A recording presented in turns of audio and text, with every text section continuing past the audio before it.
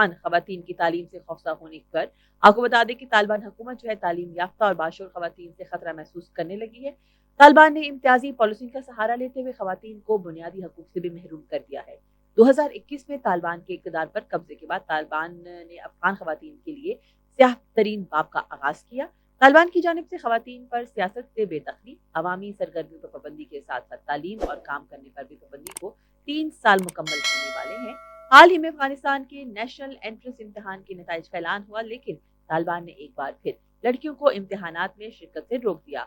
अफगान खवातीन की जानिब से मुल्की और बैनुल अक़वामी सतह पर एहतजाजी मुजाहरों का सिलसिला जारी है। अफगान तालिबान की जानिब से खवातीन मुजाहिरीन पर तशद्दुद करके इन्हें कई रोज तक ज़ेरे हिरासत भी रखते हैं। तालिबान हर लिहाज से खवातीन के हकूक को दबाने की कोशिश कर रहे हैं, लेकिन अफगान खवातीन अपने हक के लिए डटी हुई हैं। अफगान खवातीन का कहना है कि हमारे इरादे बहुत मजबूत हैं और तालिबान हुकूमत हमें कमजोर नहीं कर सकती। तालीम हासिल करना हमारा बुनियादी हक है और ये हक हमसे कोई नहीं छीन सकता। 2021 से लेकर अब तक तालिबान ने तनकीद के डर से खवातीन, इंसानी हकूक के कारकुनों, सहाफ़ियों और इख्तलाफ राय रखने वालों की आवाज़ को दबा दिया है। तालिबान बंदूक के जोर पर मुसलसल स्कूलों और यूनिवर्सिटियों को खवातीन के लिए बंद करने की कोशिश कर रहे हैं।